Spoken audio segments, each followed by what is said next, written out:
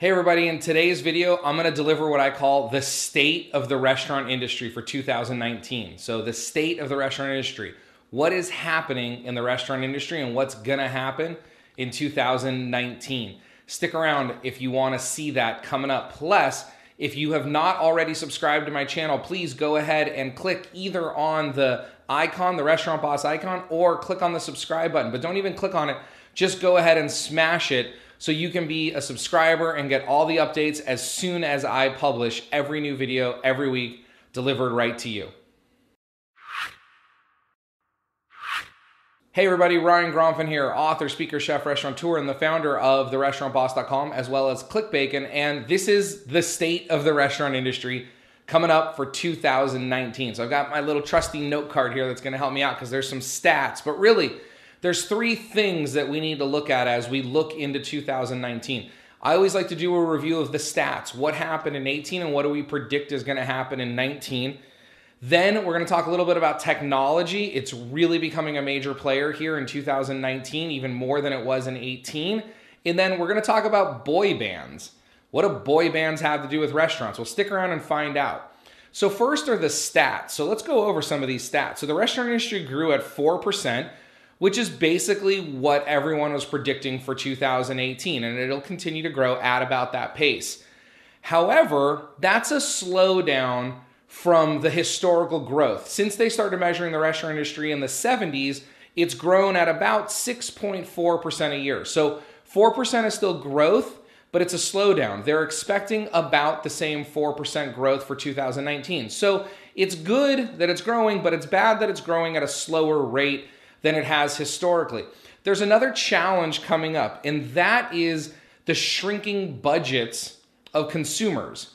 So in the United States, historically, consumers, or your average, ordinary, everyday person, spends about 12 to 13% of their monthly budget or their monthly expenses on food and dining. The challenge is, though, that's down quite a bit over the last couple of years from normal. We're spending less on food and dining as a whole than we have in the past. So if we combine growing restaurant industry, but a slower growing, and then a smaller piece of the pie, or a smaller pie in general that we're taking a smaller piece of, we're definitely gonna experience maybe a flat or a slight slowdown next year. Even though it's gonna technically register as growth, to you, it will potentially possibly feel like a slowdown. So that's something to be aware of. But there are a couple areas of growth that we need to pay attention to. The first area of growth is in fast casual.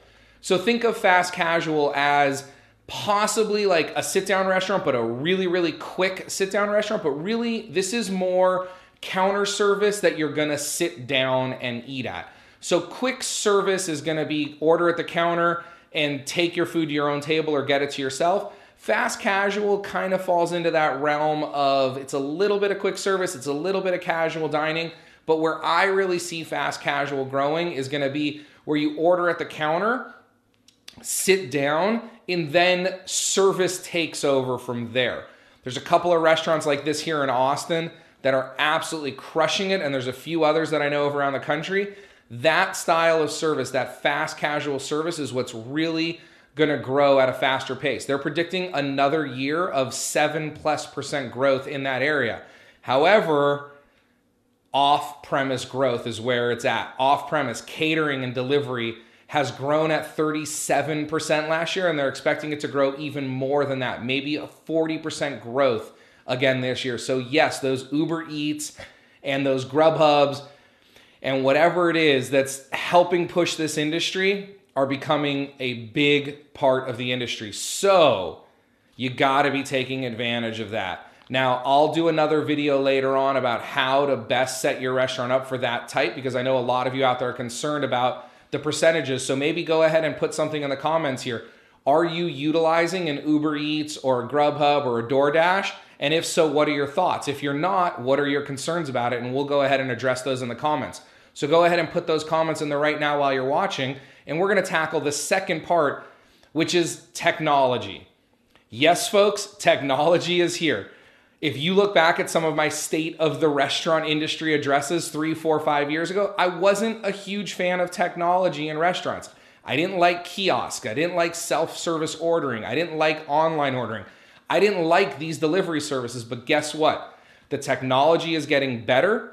Users are getting better at using that technology, and technology is here. So you better be embracing it. Like seriously, you better be embracing technology. If you don't have awesome online ordering, you better look into it. If you don't have any type of self-service or kiosk or tablet or something like that, again, depending on your restaurant, you better look into it. I have a few clients who've recently switched over from paper menus to digital menus. It's been fantastic for them. Just technology in general is going to play an even bigger part of the restaurant industry in 2019. So what I've got here on my notes are ordering kiosks, online ordering, and outsourced delivery are going to be the 3 areas to pay attention to. Now, this brings us to the boy bands, the third part, right? What do boy bands have to do with the restaurant industry? Well, again, if you followed my kind of year-end or early year addresses in the past, you probably already know what I'm talking about when I say boy bands. And what I mean by that are private equity investors are shaping the restaurant industry.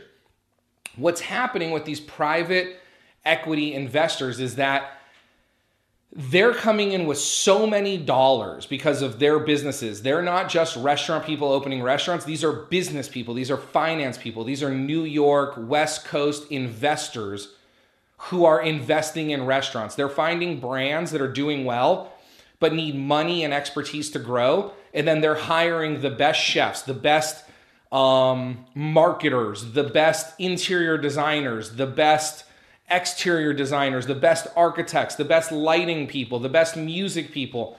And they're building these like super restaurants, or boy bands as I like to call them, because that's exactly what a boy band is basically a producer in an office who knows music and has a lot of money, goes out and finds 5 or 6 kids that are all good at one thing, puts them into a band, and then hires the best choreographer, the best stage designer, the best writers, the best musicians.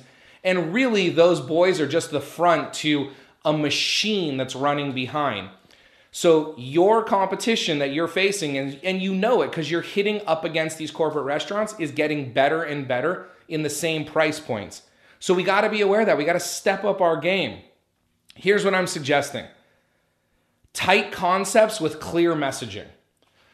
What do I mean by a tight concept with clear messaging? Well, a tight concept is something that has a smaller menu, a very specific market, a very specific food product. Maybe it's a cultural type of food, or maybe it's a specific type of food that varies, right?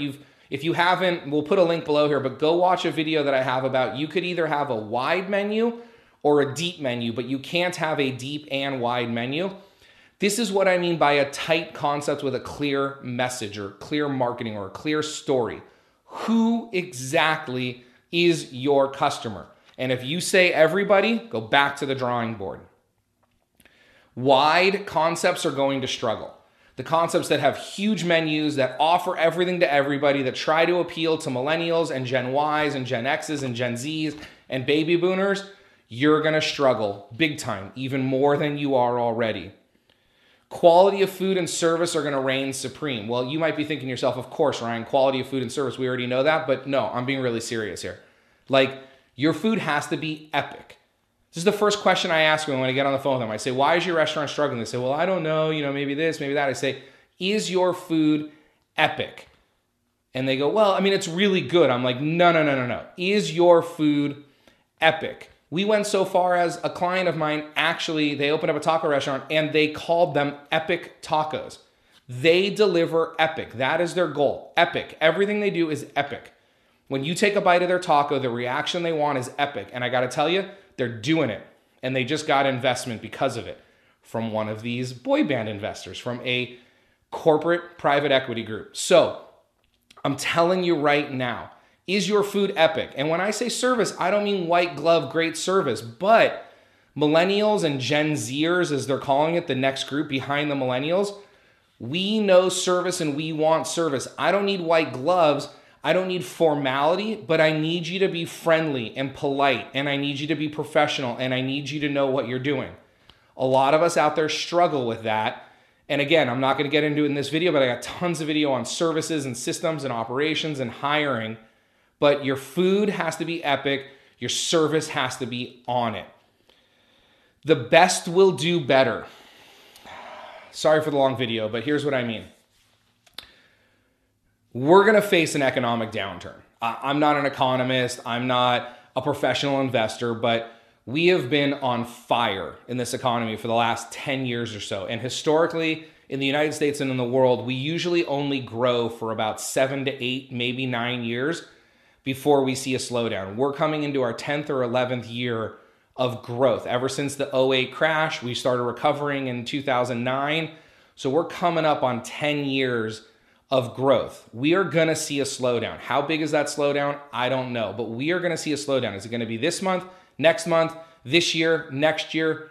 I don't know, but we're going to see a slowdown. And when we see a slowdown, the best will do better. Some are not going to survive. Why are the best going to do better? Because when those other restaurants, the ones that are just barely getting by right now, are gone, and they will be gone. Unfortunately, some of your restaurants are going to be on the chopping block if you're not already. When there is a slowdown, the best are going to pick up a little bit of your business. So if there's 5 Mexican restaurants in a community, one of them is good, one of them is epic, and 3 of them are just okay. If those 3 close down, the good one's going to pick up a little bit of business, and the epic one is going to pick up a lot of business. Not all of it, but all those diners don't need to go out for those other 2 restaurants to do better. Just think about for a second. If only a few of the diners of the 3 restaurants that went out end up at those 2 restaurants, those 2 restaurants are going to do better. Because even in a downturn, the best are not going to lose business. They're going to pick up business. So strive for the best. And I know you're saying to me, of course, obviously we strive for the best. I mean, get to it. Stop setting goals and not following through on them. Stop saying you're going to do it tomorrow. Stop saying it's my staff's fault. Stop saying it's this. Stop saying it's that. Things are going to change. Get on it. I love the restaurant business. I love where we're going in the future. I love working with people who want to be the best because they're going to be the survivors and they're going to thrive. I apologize for the long video here. It may have sounded a little grim. And to be honest with you, I see 2019 as a little bit grim for some, but for those that are crushing it, for those that know the rule for success, for those that are working with coaches and mentors and professionals, you guys are going to do awesome in the future. Leverage the technology, study the statistics, know what's going on out there with your competitors and what's happening in the economy and everything around you. And 2019 is going to be a fantastic year for you. So set some goals, but more importantly, follow through on your actions, pursue those goals, and don't stop until you've completed them.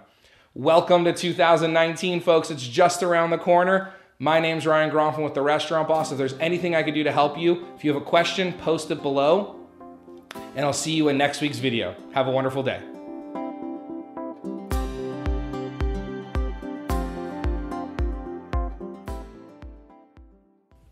I want to thank you for watching that video. If you can do me 3 really quick favors right now, very quick.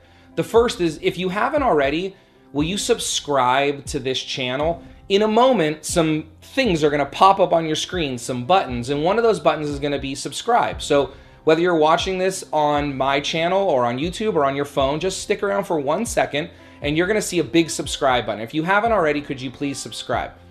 2, if you haven't liked this video, will you go ahead and click the like button? Actually, don't just click it. Will you smash that like button and tell the world that you really enjoy this? Because the way that I can continue to bring you all this great free training is for my message to expand, for more restaurant owners and future restaurant owners around the world to be watching this. And so the way to do that is to like my video. So again, if you're watching on YouTube, there'll be a place for you to like it. Or if you're back on my website, there'll be a place for you to like that. So smash that like button for me.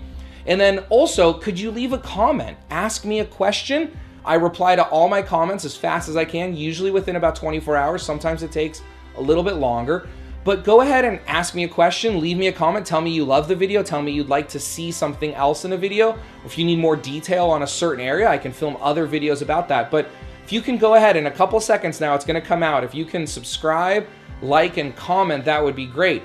Also, there'll be a spot in this little button coming out in a few seconds where you can download something for free. I'm always rotating that, so take a look at that, some free tools. But if you're new to my channel, if you've never seen my videos before, there'll also be a spot for you to watch a video that'll kind of introduce you to what I do here at The Restaurant Boss and at clickbacon.com. and tell you about what we do and how you can get more involved and how you can get more free stuff and all that. So the buttons should be coming in by now. Go ahead and click on those and have an absolutely wonderful day. Thank you so much.